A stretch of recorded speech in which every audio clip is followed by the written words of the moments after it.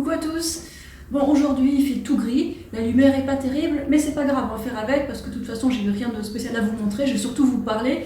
Là j'ai l'ordi devant moi et je vais reprendre les questions, les remarques récentes sur ma chaîne, en particulier sur la dernière vidéo. Donc bref, sans attendre davantage, commençons. Alors il y a Jojo qui me dit « Coucou, la banane me donne l'inverse de la constipation, je ne mange pas plus d'une par jour. » Oui, effectivement, la banane, ça fait avancer le transit hein, quand on les consomme tachetées, mûres. Et il continue, je me demande si mes ancêtres ont consommé. Ben, tes ancêtres, tout comme toi, sont parfaitement adaptés à la consommation de fruits mûrs tropicaux, hein, notamment, parce qu'on est des animaux frugivores qui sont aussi adaptés aux féculents. On est des grands mangeurs de glucides, et si tes ancêtres étaient en bonne santé, pas comme les Inuits ou les Maasai, ben, tes ancêtres, s'ils étaient situés sous les bonnes latitudes, c'est-à-dire sous les tropiques, ben, ils avaient accès à plein de fruits, notamment des grands fruits tels que les durians, les jacquiers, tous ces trucs super bons. Ouais, bananes, papaye, et peut-être des fruits qu'on n'a jamais connus parce qu'ils ont disparu.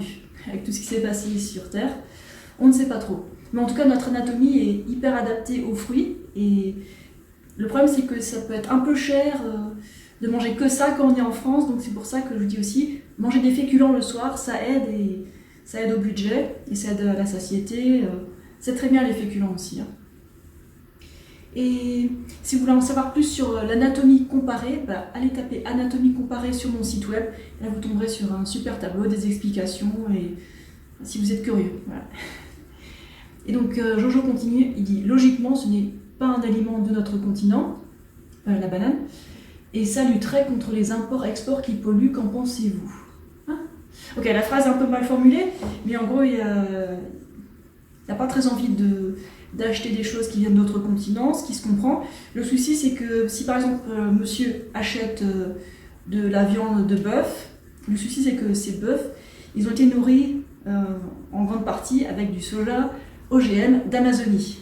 Donc qui dit local, dit pas forcément vraiment local. Il faut voir un peu plus que ça dans la chaîne de production, quoi. Et en fait, quand on achète des bananes, par exemple, qui viennent par bateau, lentement, mais j'ai aucun scrupule à acheter des bananes, hein, même si elles viennent d'autres continents. C'est un aliment super adapté à nous, hein, et c'est juste un aliment qui fait juste un trajet. C'est pas comme un produit qui contient plein d'ingrédients qui viennent de par-ci, par-là. C'est pas comme les produits d'origine animale qui ont plein d'intrants, des médicaments qui viennent de je ne sais où, avec de la nourriture qui vient de l'autre bout du monde. En grande quantité, c'est un vrai gaspillage de nourriture que de nourrir des animaux d'élevage. Enfin bon, consommer des bananes et du riz, ça ne devrait pas nous poser souci, quoi. Faut bien qu'on mange, hein. Ensuite, une question de Christine. J'ai déjà répondu brièvement, mais je vais développer ça peut-être un peu plus. Christine nous dit, l'alimentation HCLF, est-ce que c'est la même chose que l'alimentation préconisée par le docteur McDougall ou le docteur Esselstyn? Alors quand on dit alimentation HCLF, c'est pas que la mienne, hein. Ça désigne toutes les alimentations dont les calories sont au moins 80% de glucides. Donc ça peut être basé sur les fruits, ou sur les féculents, ou sur les deux. Quand on dit HCLF, c'est pas très précis. Donc ça peut être bien de préciser un peu. Donc bref, qu'est-ce qui différencie l'alimentation que je montre de celle du Dr McDougall ou Esselstyn ou les autres? Ben, en fait, la mienne contient beaucoup plus de fruits, parce que en fait, les fruits, on peut les consommer à volonté, sans limite calorique. Pour les féculents, c'est un peu moins vrai, ça dépend des féculents et tout. Mais bref, le Dr McDougall et le Dr Esselstyn, ils s'adressent surtout à une audience de personnes âgées qui font pas de sport, qui n'aiment pas les fruits, qui s'en fichent des fruits, ils veulent juste manger leur petit machin simple, et quelque chose qui coûte pas trop cher, où il y a potentiellement la cuisine intéressante à faire. Donc, voilà, c'est pas le même public. Et alors, leur alimentation fait maigrir si on respecte certaines règles, et ils sont pour une certaine limite calorique, mais pas comme les régimes. Hein. Voilà. C'est pas un régime restrictif non plus, ce qu'ils proposent. En tout cas, moi, ce que je vous propose, c'est manger à volonté et manger au moins un repas de fruits par jour. Voilà, c'est important. avec d'autres petites règles et tout ça. Donc voilà, en gros, mon alimentation elle contient plus de sucre simple et leur alimentation contient quasiment que des sucres complexes. Voilà. Et ne parlez pas de sucre rapide ou de sucre lent, ça n'a aucun sens en fait, c'est une notion obsolète. Hein. Voilà, voilà. Et Julot s'est empressé de répondre quelque chose d'intéressant. Oui, j'étais sur mon ballon. Il a l'autre bout de la pièce, le ballon. Là. Des fois, je fais des vidéos en même temps sur le ballon, c'est pour ça que je bouge un peu comme ça. Mais là, je suis sur une chaise. Ah oui, à propos de ce ballon, il est super. Sauf quand je fais, on va dire, 1 ou 2 heures de sport par jour. Et là, je suis un peu fatiguée et j'ai envie de me reposer sur une chaise. Mais si je fais pas de sport dans la journée, c'est avec joie que je m'assois sur le ballon pour être au bureau. Quoi. Ce ballon, c'est un fitness ball, ou Swiss ball. Non. Il y a un ballon de fitness. Ensuite, Fanny m'a demandé combien de riz pour un repas, s'il te plaît, Pauline. Ça dépend. La petite mamie qui est ma voisine, ou alors le sportif qui est en train de courir, ils ne vont pas pouvoir manger la même chose. Quoi. Donc, ce sera peut-être 150 grammes de riz pois sec avant cuisson, ou 200, 250, 300 grammes, voilà, ça dépend de vos besoins. Quoi. Et la dernière fois, je vous ai parlé de l'importance de la satiété. Écoutez votre satiété, hein. Et là, vous verrez si c'est assez. Bon, après, si vous mangez du riz et un peu de salade et une petite sauce et c'est tout, donc voilà, faudra beaucoup de riz. Mais si vous mangez du riz avec d'autres féculents, voilà, faudra ajuster les doses. Voilà. Par exemple, moi j'aime bien faire du riz avec la patate douce par exemple. Et donc forcément, je ne vais pas me faire 300 grammes de riz et 400 grammes de patate douce. Je vais faire peut-être un peu moins de riz. Il faut que ça rentre quand même tout ça. Hein. Donc voilà, le but c'est d'avoir assez d'énergie, d'être rassasié pendant toute la matinée ou tout l'après-midi. Et si on n'est pas rassasié, parce qu'on n'arrive pas à manger assez, peut-être manger plus souvent. Ça peut être une solution. Ou alors s'habituer à manger plus. Parce que les aliments HCLF, riches en glucides et pauvres en graisse, ils sont moins denses en calories que les trucs super gras comme le fromage, la viande, les œufs, tout ça.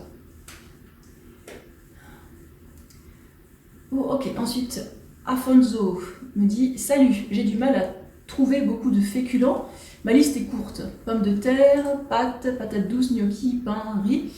C'est tout. Aurais-tu d'autres idées? Je n'aime pas le quinoa et la semoule. » Voilà, la semoule, c'est des pâtes en fait, avec une autre forme si on veut.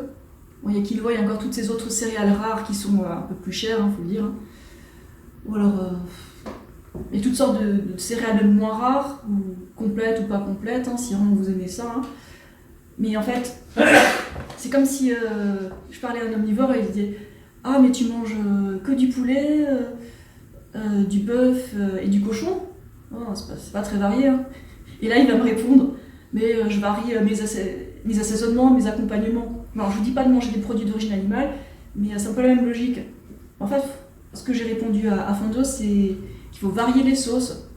Il y a tellement de sauces qu'on peut faire ou des accompagnements différents. Donc, voilà, chercher un peu. Et là, il me répond qu'il a la flemme. Ah ben voilà. C'est vrai que si on n'aime pas du tout cuisiner, qu'on cherche que des sauces toutes prêtes, oui, ça va être un peu limité. Bon. Après, essayez vos différentes purées, soupes pour accompagner vos féculents. Et puis, chacun a ses goûts différents. Donc, testez et vous trouverez bien quelque chose qui vous plaît.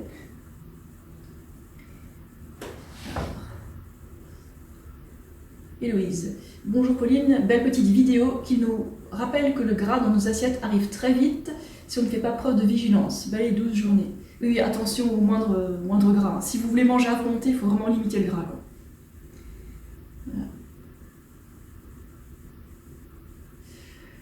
Voilà. Benjamin me dit, je dois faire quoi si j'ai de la vraie fourrure? Parce que j'avais fait une vidéo, vous avez peut-être acheté de la vraie fourrure. Bon, si vous l'avez fait pas exprès et que vous croyez que c'était de la fausse, bon, la prochaine fois vous ferez attention. Hein. Alors, vous pouvez continuer à la porter ou la revendre. Moi je vous dis pas quoi faire. Hein. Vous êtes seul décideur de votre vie. Hein. Ok, non, c'est pas des questions. Il y a beaucoup de personnes qui font des compliments au progrès en français de Paul, mon mari. Hein. Oui, il a vraiment progressé. En fait, la prononciation, c'est son point fort. Hein.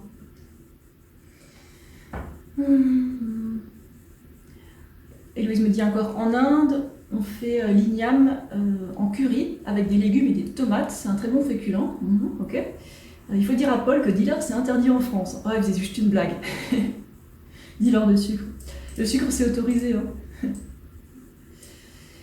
Et les dealers autorisés en France, c'est aussi les médecins. Hein. Ils dealent plein de médocs, plein de drogues.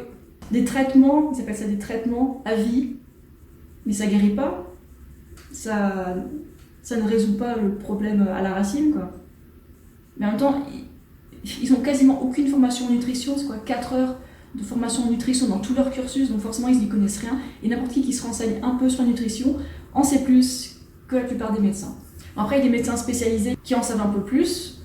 Mais bon, là, pour la plupart, moi je ne demanderai pas conseil à un médecin standard pour la nutrition. Hein. Heureusement, il y a des médecins, des nutritionnistes ou des diététiciens qui sont spécialisés en alimentation végétale. Et là, du coup, c'est plus intéressant. Et je ne ferai pas non plus confiance à des naturopathes parce que pour tout le monde, ils disent « Ah non, il faut arrêter le gluten. » Non, non.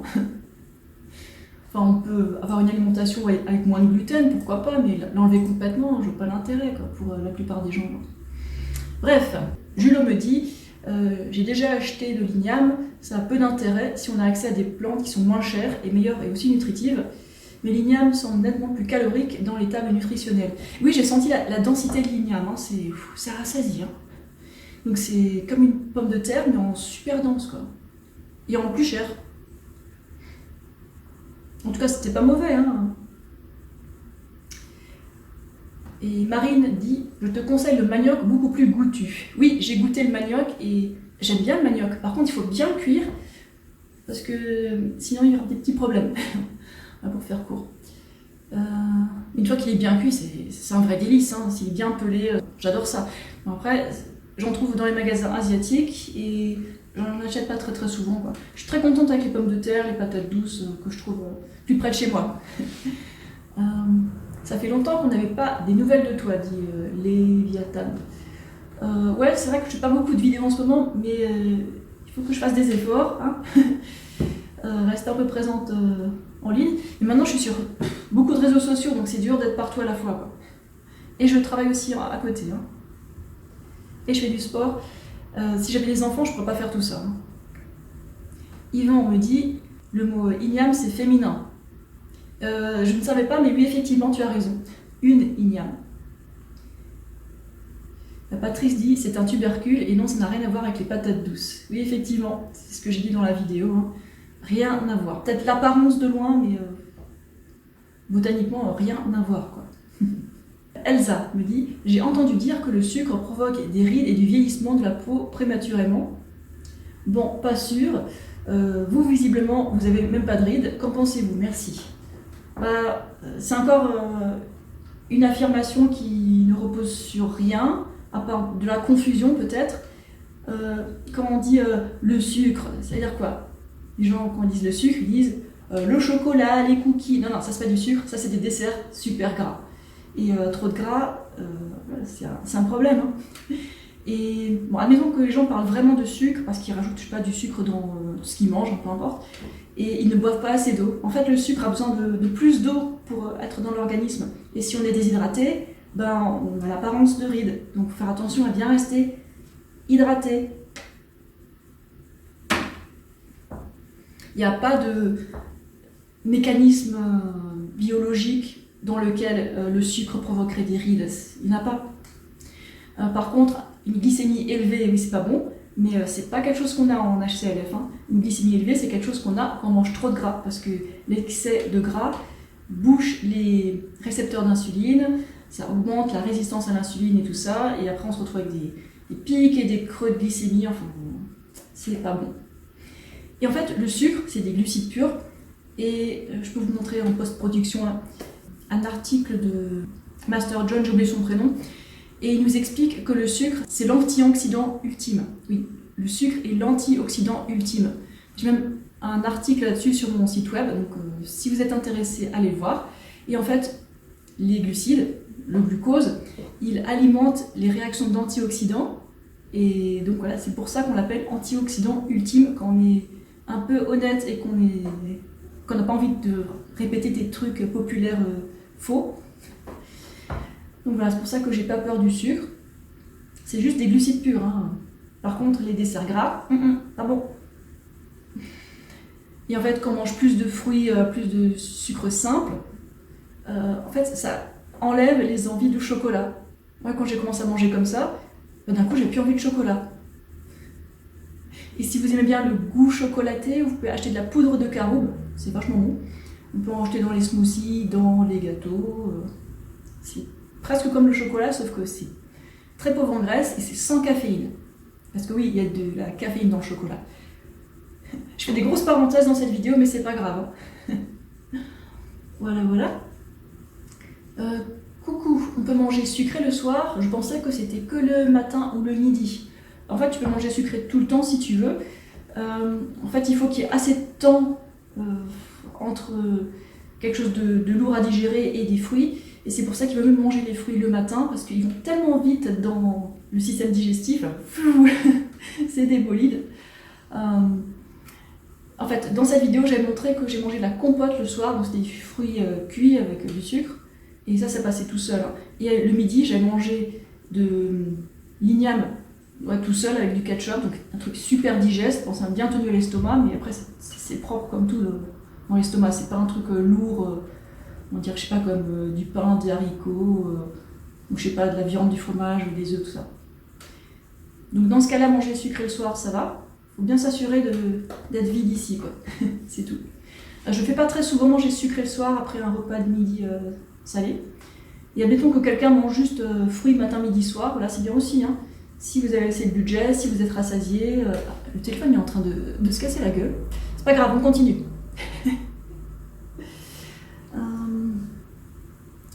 Goustifruit pose une question, donc n'hésitez pas à répondre dans cette vidéo aussi. Il dit « Si quelqu'un a encore les chiffres en tête, il me semble que dans les années 70-80, mes grands-parents achetaient des sacs de 50 kg de patates pour quelques francs. 10 francs peut-être. » Ah, ça fait rêver, hein. Non, j'ai rectifié la caméra comme je pouvais, mais bon, c'est catastrophique. Véronique me dit « Merci pour cette vidéo, je ne connaissais pas le goût de l'igname. J'y goûterai pour me donner un avis. » Donc une patate assez dense, hein, tu verras. Ensuite, Nadia me demande « L'igname, je crois qu'on le trouve qu'en boutique africaine. » Oui, quasiment que. Hein. Et il y a des chances que tu en trouves. Et maintenant, le petit instant culture. L'igname désigne les espèces du genre Dioscorea, dont le tubercule est comestible. D'autres espèces de ce genre ont un tubercule toxique et ne sont pas nommées ainsi. Donc, quand on dit igname, c'est bon, ça se mange. Hein.